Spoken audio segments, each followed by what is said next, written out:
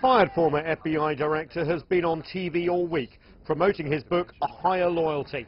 The title is an apt one because, according to these newly released memos, the US president asked his then FBI boss for loyalty, both personal and political. One memo reads in part, he then returned to loyalty, saying, I need loyalty. I replied that he would always get honesty from me. He paused and said that's what he wants, honest loyalty. I replied, you will always get that from me. The memo details previous allegations that the president pushed the FBI ahead to make an investigation into his first national security advisor go away.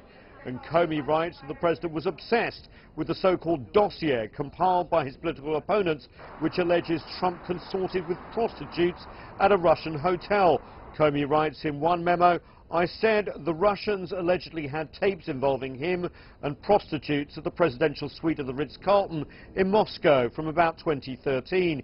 He interjected, there were no prostitutes, there were never prostitutes.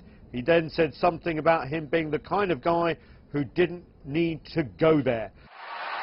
Comey also accused the president of obsessing more on the personal damage to his reputation rather than the effect of Russian interference in the 2016 election. The US president is hitting back, tweeting Friday, James Comey memos are just out and show how clearly there was no collusion, no obstruction. Also, he leaked classified information. Wow, will the witch hunt continue? Comey says his book is designed in part to start a conversation about ethics and morality in political life. He says he is not out to get the president that fired him and in fact bears him no ill feelings. I definitely don't hate him. There are things he does that make me uncomfortable and I think are inappropriate that are in some ways like a bully-like behavior, but I don't hate Donald Trump. I don't even dislike Donald Trump. It's yet another fascinating but really embarrassing episode that has become the reality TV show that is American politics, and it's going to continue.